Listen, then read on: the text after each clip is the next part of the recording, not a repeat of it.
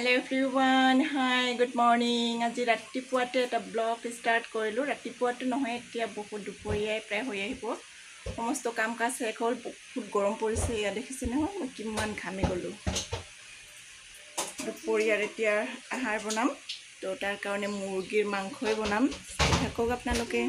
দুপৰীয়াৰ আহাৰ হিচাপে এয়া সম্পূৰ্ণ এটা লোকেল মুৰ্গী। আৰু মুৰ্গীটোৰ ষ্টাইলটো দেখিছানে, একেবাৰে নম্বৰ নাইয়ে, একেবাৰে নাই। সেইকাৰণেহে আজি এইটো সম্পূৰ্ণৰূপে এছামিজ ষ্টাইলতে বনাম। মুৰ্গীটো এতিয়াও দেখা কেনেকুৱা কৰিছে, মই ধৰি ৰৈছোঁ। এইটো এতিয়া কিবা কৰা হ'ব, তাৰপিছত এইটো সম্পূৰ্ণ আজি বনাব লোকেল মুৰ্গীৰ ৰেচিপি। এয়া লোকেল মুৰ্গী বনাম। লোকেল মুৰ্গী খাই বহুত ভাল লাগিব। বহুত এয়া কেৰাহী গৰম হৈ আহিলে, তাৰপিছত তেলটো গৰম হ'ল, অকণমান দিলোঁ জিৰা, তাৰপিছত দিলোঁ এটা তেজপাত, এতিয়া আকৌ পিঁয়াজখিনি দি দিলোঁ ধুনীয়াকৈ।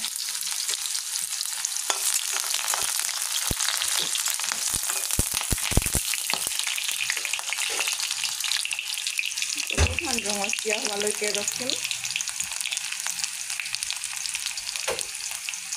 আলুটো মই আগতে ফ্ৰাই কৰি ৰাখিছিলোঁ, সেয়া নেদেখুৱালোঁ আকৌ, ইমানো কি দেখুৱাবলৈ না। কিন্তু দেখিছে নহয়, ছোৱালীও বনাইছে। মামা কি বনাইছা? কি বনাইছা? এয়া কি বনাইছা তুমি? কত এয়া দেখিছে, পাপাকৰ কাৰণে সি প্ৰতিদিনে বনায়। মই মাংস বনাইছোঁ নহয়, সেইকাৰণে সিও বনাইছে। এয়া ছোৱালী, ইয়াকো এনেকৈ এটা দিব লাগে। বৰ ধুনীয়াকৈ ৰান্ধা।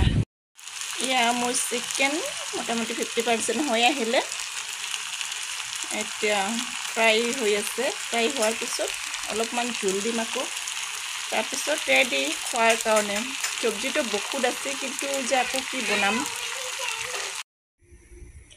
এতিয়া হ'ল ইভিনিঙৰ সময়ত আমালোকে খাম এতিয়া আনাৰস। আনাৰসৰ ভিতৰৰ অংশবিলাক চোৱাচোন, কিমাননো ধুনীয়া, ইমান ধুনীয়া হৈছে। বহুত ধুনীয়াকৈ কাটি ল'লোঁ আৰু এতিয়া ধুনীয়াকৈ খাম।